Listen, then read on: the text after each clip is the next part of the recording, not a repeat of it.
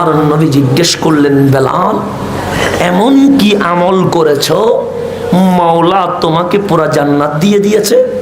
সৈয়দুনা বেলালের চোখে পানি চলে আসলো। নবী গো, আমার মানুষ গোলাম বলতো, আমার নাম ছিল দাস। রাস্তা দিয়ে হাঁটলে কালো বলে মানুষ কেউ থাপ্পড় দিত, কেউ লাথি দিত, কেউ গুথা দিত।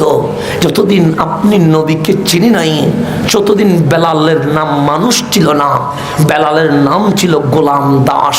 যেদিন মুস্তফার কদমে এসে গেছে সেই দিন গোলাম দাস সাহাবী রাসূল হয়ে দামি হয়ে গেছে।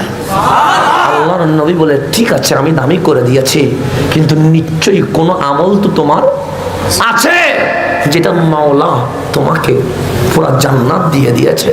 সৈয়দুনা বেলাল বলেন, নবী গো, যখন নামাজ ফরজ হলো মাওলা যখন আয়াত নাজিল করলেন আকিমুস সালাহ, নামাজের জন্য আজান লাগবে, নামাজের জন্য একামত লাগবে, তা আপনি নবী আমি বেলালকে ডাকলেন, বেলাল আমার বুকে এসো। আমি বেলাল দৌড়ে নবীর বুকে আসলাম। তখন আপনি নবী বললেন, একজন মুয়াজ্জিন লাগবে, মুয়াজ্জিন রাসূল আমি বেলালকে নির্বাচিত করেছি। আমি কাকে নির্বাচিত করেছি? তো সেদিন বেলাল বুঝে গেছে 5 ওয়াক্ত 5 বার আজান দিতে হবে, 5 ওয়াক্তে 5 বার একামত দিতে হবে।